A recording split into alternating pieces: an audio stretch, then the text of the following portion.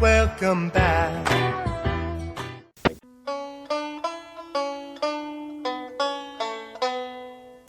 Hey, Stanley, Yeah, George? how'd you like your own TV show? Hey, I got something to mail you out. Oh, you be careful now, you hear? Before you go and say something you're going to regret for the rest of your days. Like what? Like the wrong kid died? Oh, no! Hey everybody, welcome to this episode of The Wrong Podcast Died. I am Brian, here with my co-host Rod. I've stopped giving them nicknames because I don't give a fuck. Wow. Is that a nickname? Yeah, don't give a fuck? Yeah, sure. Why not? Yeah, Rod, I don't give a fuck, yeah. So today, thanks to our friend Clint, who is my co-host on I Like It Spooky Horror Podcast, and Rod's nemesis, we're covering the 1960 American comedy film written, produced, and directed and starring Jerry Lewis of March of Dimes fame. Was it the telethon he used to do? Yeah, he did the telethon, and then he's with the Rat Pack Was he? with Dino and Sammy. Most people will probably remember him from the telethon. So it was released July 20th, 1960 by Paramount Pictures and marked Lewis's directorial debut. Principal photography took place in February to March of 1960. He was a director. The Fontainebleau Hotel in Miami Beach, Florida. Yeah, it still stands too. I went to the website. Yeah, does it look nice? Very nice, yeah. Lewis would film during the day and then perform at the nightclub at night. That's why they call it a nightclub. It's, you perform at night. Jerry wrote the script in 8 days. You could tell. Yes. What script? There wasn't a lot to it. So it opens up with, I don't know, the director or somebody from the Paramount Pictures or somebody that's acting as someone from Paramount Pictures saying, this film has no story. Let me go through the list. There's a very short list of people starring in it. Jerry Lewis, he plays Stanley the bellhop. There is the great Milton Berle as himself and a bellboy at one point. And Alex Jerry as Mr. Novak. That's who you're talking about, the manager. That's pretty much it, though. There wasn't any other named people in it. No, there's a lot of bit characters, and it's pretty much 5 to 15 minute, 5 to 10 minute shorts. Yeah. One part will be they trick him into going and putting all the chairs up for an event, and there's like 2,000 chairs. And you see them at first taking one chair at a time, and then they go in there about 30 minutes later or less, and it's ready. Not a lot of talking. He does not talk much at all in the film. Don't ruin it. All I say is that his character only says 16 words the whole freaking movie. So just a lot of short, somewhat funny. I watched it. If I'm being honest, I was kind of bored most of the movie. There were a couple that I was like, oh, that's funny, and that's funny. It just doesn't lead itself to who Jerry Lewis is. He's a very physical comic. I feel like he's very funny. This film just does not lead itself to him shining as an actor and comedian. To his strengths of comedy. No, not at all. I agree too. There was more the other cast that were showing more physical comedy. Like there's a guy who slips on wax and he does a pretty cool fall that was funny. But yeah, Jerry's character doesn't really do a whole lot of it. I can see this film's significance in later films and how it would be impactful for comedy and in other films, but I almost feel like it would have been better with a different actor in it. Yeah, maybe. It's his first film though, and he took on a lot to be his first film to direct, right? And and he did this all within 7 months. Like it got released in less than 7 months. They filmed it in less than a month, February 8th through March 5th. Yeah, but I think Jerry I think he learned a lot from this. It's not The Nutty Professor, which I feel like is a lot better film of his. Do you have a favorite Jerry Lewis film? Not particularly. I was never big into Jerry Lewis movies. I might have to check out a few now, but I wasn't a big fan. So yeah, Jerry Lewis is known for The Nutty Professor, The King of Comedy, Arizona Dream, which was in 1993. That's crazy. The Caddy. I mean, he was in a couple Curious George films as the voice of somebody, the station master. He was in The Simpsons.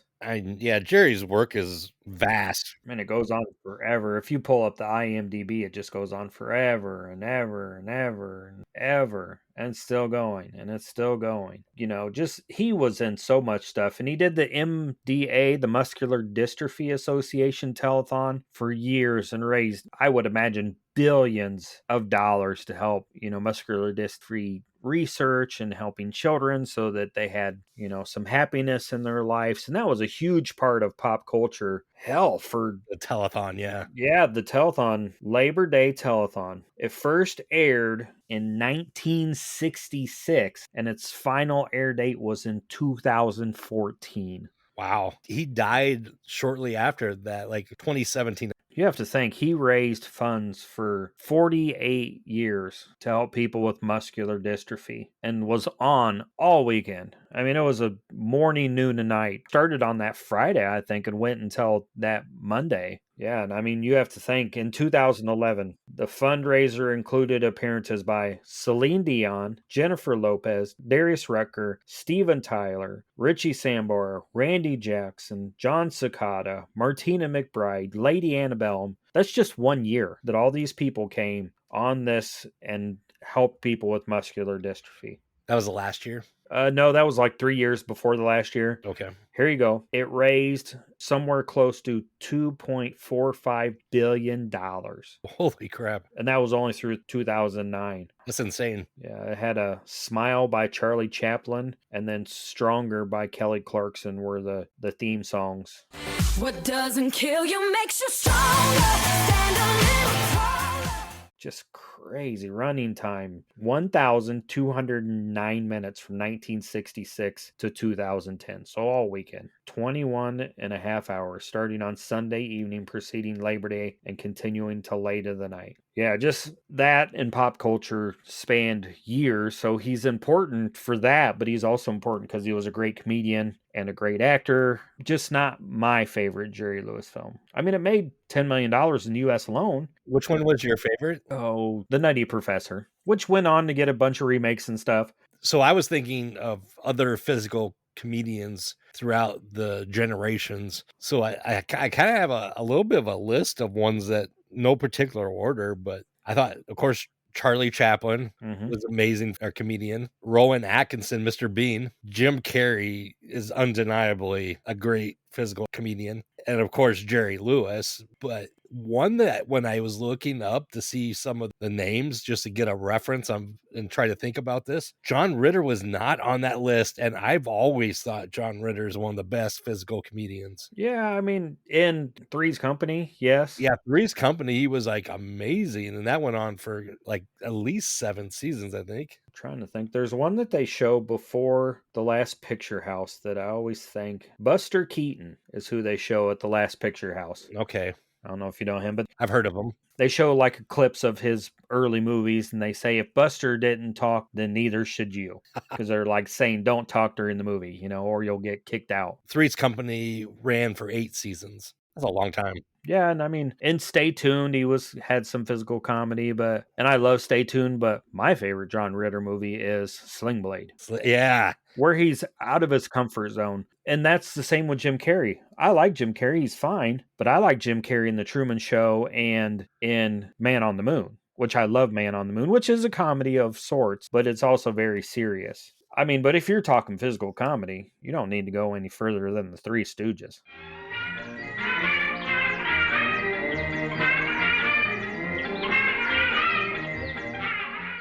Yeah, that was on the list too, but I didn't want to. There's 3, well, actually, technically 4 of them. 5. There was 6 5. or a couple people that, yeah. And this film did have some, significant stuff going on to it. It marked the pioneering use of a video assist system, where you could see the film while he's actually acting in it. Milton Berle was in town performing at another hotel while he was shooting a picture, and he said, "Oh, come over, Milton, and film a part in it." Professional golfer Kerry Middlecoff, the golf doctor, appears as himself when he's makes him miss his spot. And then, of course, Jerry Lewis is in it. As himself also. In pop culture, the film is referenced by Alex Hooper and Captain Nagata in the 2012 film Battleship. I've never seen that film. And then it's also referenced in Four Rooms with Quentin Tarantino's segment. Yeah. I mean, it's released on DVD October 12, 2004, and again in July of 2014 in a 4-film collection titled 4 Film Favorites Jerry Lewis with the Ladies' Man, the Errand Boy, and the Patsy. I mean, it's still hanging around. It's obviously an important film. I don't know that it's got a Blu-ray release, but it's on DVD and it's black and white from the 60s. So if anything, it's a relaxing film. You can put it on. You don't really have to pay much attention to it. It's not loud. It's not obnoxious. I feel like it's a film you could put on if you've seen the whole thing and just kind of fall asleep to. Just kind of maybe have on in the background and read or something like that. You can find it streaming too on Movie Land app is what I found on my Roku. I don't know if it's streaming anywhere else. That was the only one that came up for me. I don't even remember. I think I watched it on Pluto or Tubi. Yeah, it was on a couple of other apps because I watched it on my phone and then I watched it again at home. But if you watch it on Movie Land, you won't get any commercials. And it's a Movie Land kind of, like, is that the old, like, Nick at Night kind of channel? Movie Land, remember that channel? No, I think it's something different because there's a lot of different movies on there. That was for some reason, the only one and no commercials. So, Yeah, I mean, there's not much to talk about with the film. No. You want to give some recommendations or you want to rate it first? Let's rate this one. Yeah, let's rate it. You want to go first? And you go first. I'll go first on the rating. You go first on the recommendations. How's that? All right. Sounds good. So I will give this film, it's not bad. I just, I'll go a 6.5 boxes of chocolate. 6.5 out of 10? Yeah, out of 10. Are we doing, no. We do 5s. We do 5s. What show you been on? 3.25 out of 5 boxes of chocolate. 3.25. Yeah, that'd be 6.5, right? That's how math works, Rod. Yeah. Yeah, that's how math works. They got math in Iowa? Some days. What about you? What do you give it? I'll give it a 3 out of 5 fat ladies who need to go on a diet because I need to go on a diet too. Yeah. No, I mean, yeah. I mean, yeah, me too. Correct on both points. Yeah, all of that. What he said.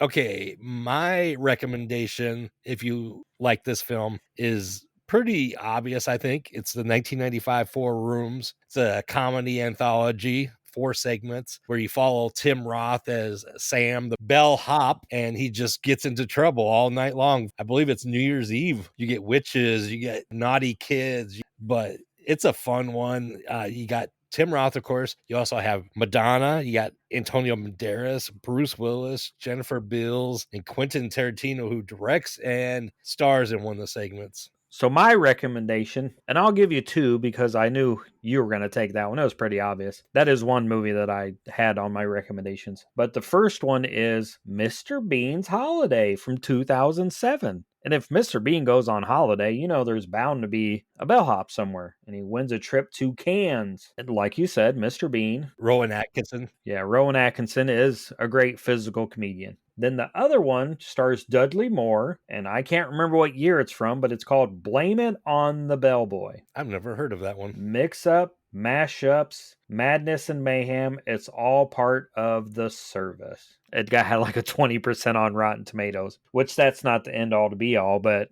I would stick with Mr. Bean or Four Rooms. Yeah, those 2 are pretty good. You know who else is a great physical comedian? Who would that be, Brian? Mr. Magoo. Remember the cartoon, Mr. Magoo? Yeah. You thought I was going to send it to the podcast. I thought it was, but yeah.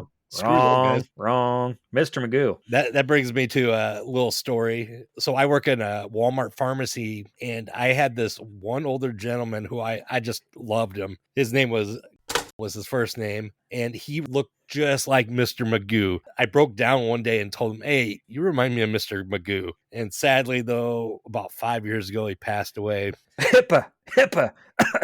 What was that? And maybe that's not his name either. I don't know. You said his first name was, HIPAA violation. You're going to lose your job. Whatever. Yeah, maybe Walmart don't care. You know who else may not care? Our podcast network, the PFPN.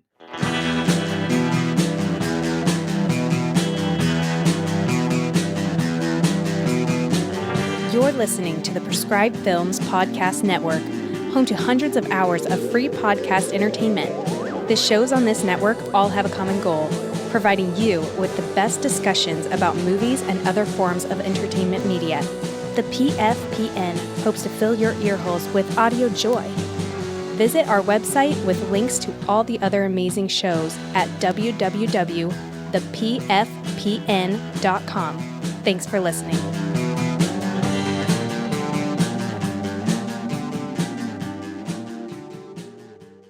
So now that we've heard from our podcast network, let's get into some news. And on July 20th in 1960, the USSR, which is Russia now, recovers 2 dogs, the first living organisms to return from space that we know of. On July 11th, To Kill a Mockingbird by Harper Lee is first published. That's an interesting, very significant book and went on to be a movie. On July 13th, U.S. Democratic Convention nominates JFK as its presidential candidate. And on July 27th, the U.S. President Richard Nixon nominated for presidential candidate at Republican Convention in Chicago. So I went back a little bit in July because the Bellboy was actually released in LA as a premiere on July 6th. But on July 6th, the United States reduces its sugar orders from Cuba by 95% after Congress authorized President Eisenhower to lower the quota, which, funny, 2 days later, July 8th, Fidel Castro ends Havana's international league team, Sugar Kings, and they moved to New Jersey. That's just an odd. The Sugar Kings, you said?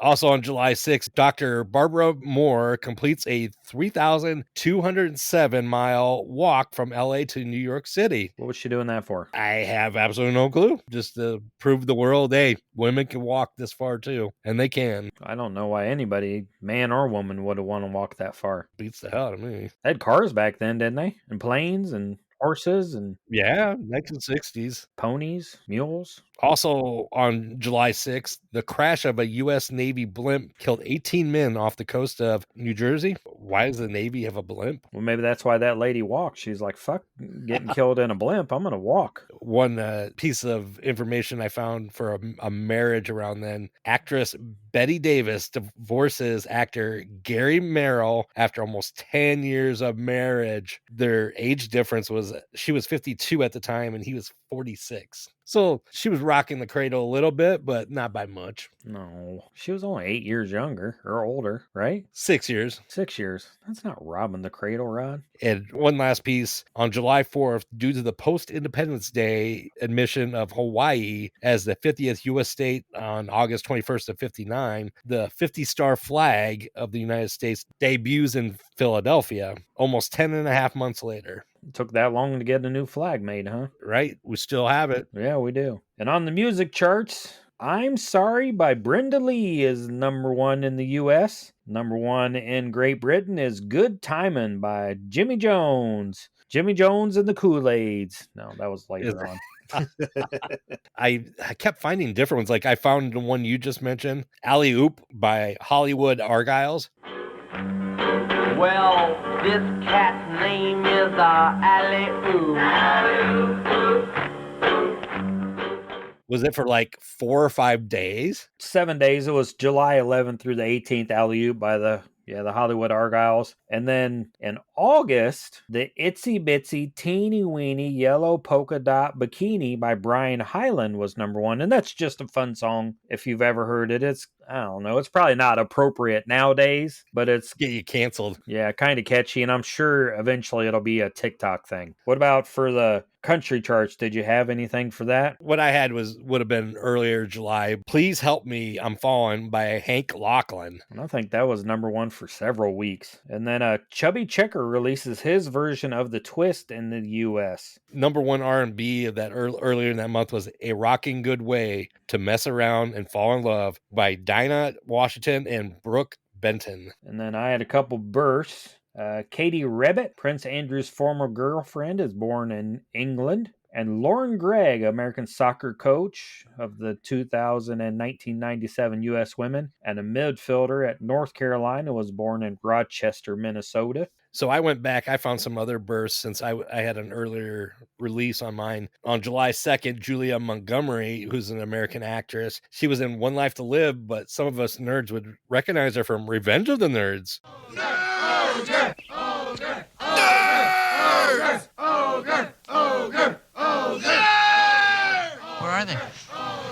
She was the prissy sorority house chick that hooks up with the nerds with the Darth Vader mask on. July 5th, Brad Lorry, Halloween fame of Halloween Resurrection. He played Michael Myers in that. He also was in Time Cop. I have his autograph on a butcher knife.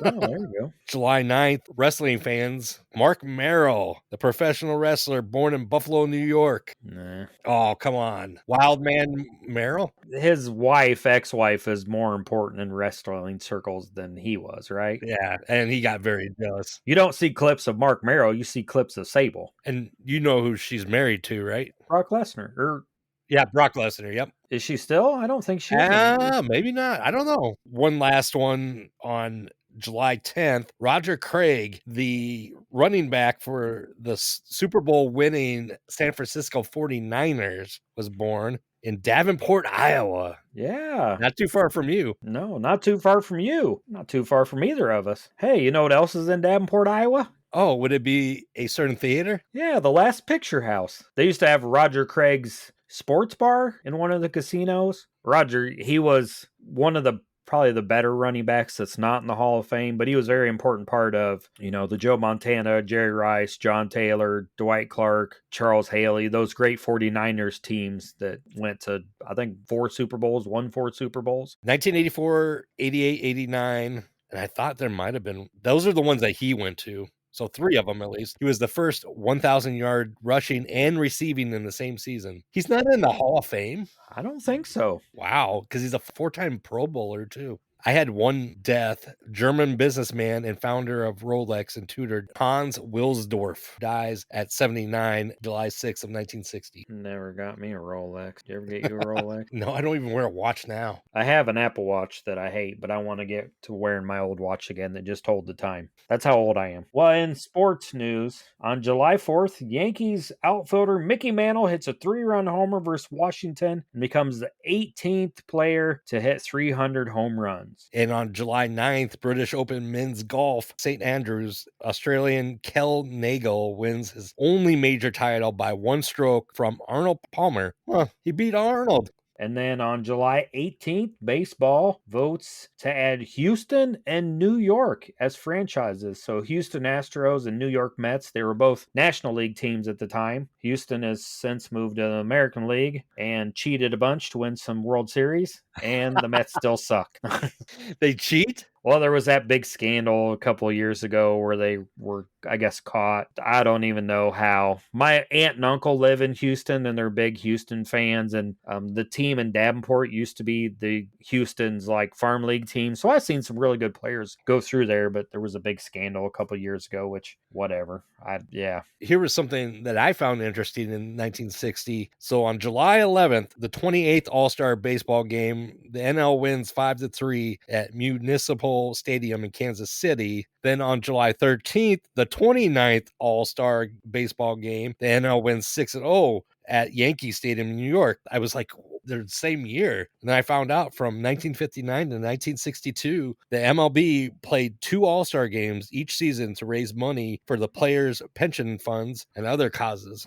That's interesting. I had no clue, but I'm not a big baseball fan. A lot more when I was younger. What about top movies? You got some top movies? Yeah. One huge one that whole year was, even though it didn't release that year, it was Ben-Hur. It released in November of 59, but then it came back, and it would go on from February of 1960 for first 2 weeks, then February 24th to April 13th, it was number 1 then, May 4th through June 29th, and then in July to August, September to October. That movie just it would get one movie in between it. Oh, there was Ocean 11 in there somewhere, and then Bells Are Ringing is in there somewhere. About the time when the Bellboy came out, yeah. But Ben-Hur was it. But there's a lot of horror iconic movies. Well, tell us. Well, you had Alfred Hitchcock's Psycho, you had Peepin' Tom, and one that's probably one of your favorites, I'm going to assume, is The Time Machine, because you've said you watched it a lot as a kid. Yeah, it was on WGN Presents,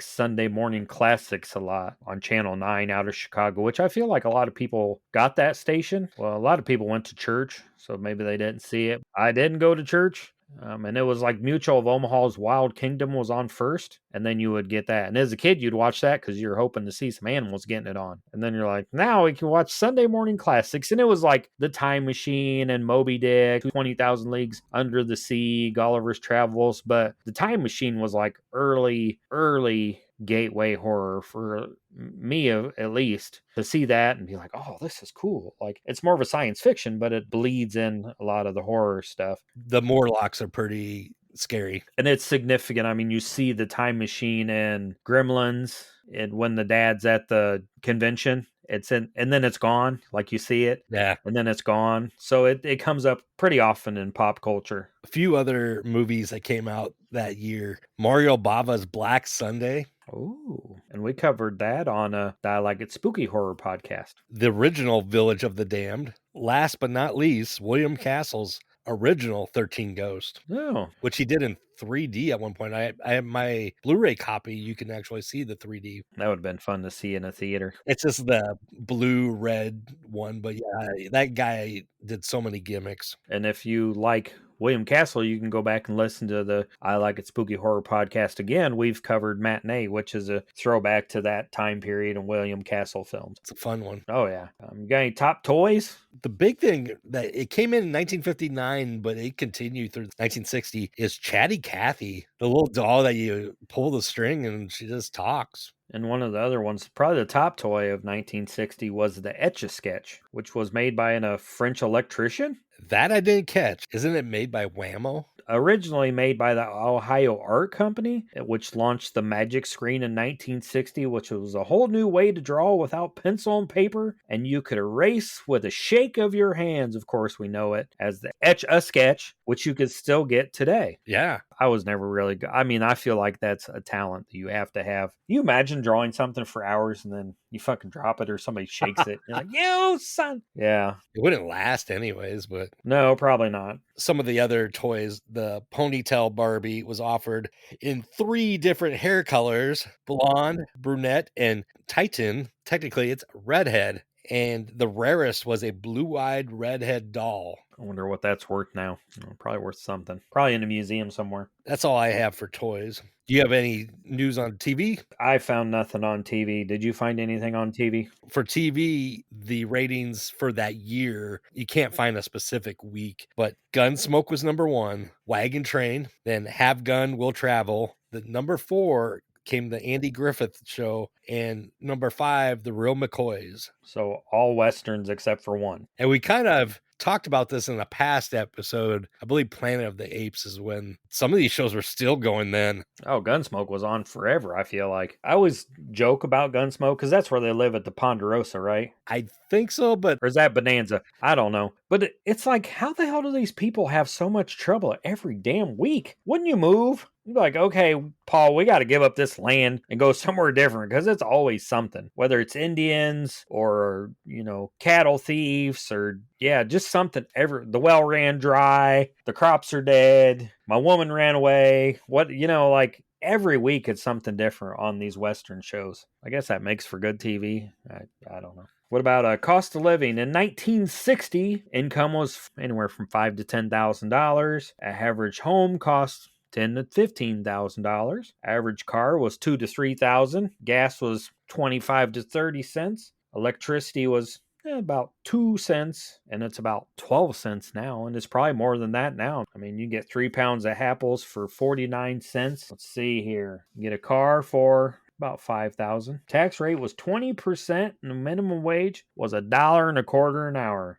Man. Now they want like $30 an hour. 20 cents for a hamburger and 10 cents for a soft drink. Get a ham for 39 cents a pound. Get chicken for 29 cents a pound. Ground beef for 45 cents a pound. Bananas for 10 cents a pound. A lot cheaper, but I feel like it says the car was about $2,500 for a new car. In today's value, that would be about $14,000. So that's what I paid close for my car, and it only had like 900 miles on it, but that was pre-COVID. Now pre-COVID, my car is worth more than it was when I bought it, and it has a lot more miles on it. So COVID kind of inflated everything. Everything just went through the roof with COVID, and a lot of people got really rich on COVID, and one of them wasn't me. Wasn't not me either. Oh, well, I guess we'll have to keep doing this podcast and hope we hit it rich somehow. Yeah, give us money. Give us money? I don't know. So 1960 with the Bellboy. Shout out to Clint. Thank you for recommending this film.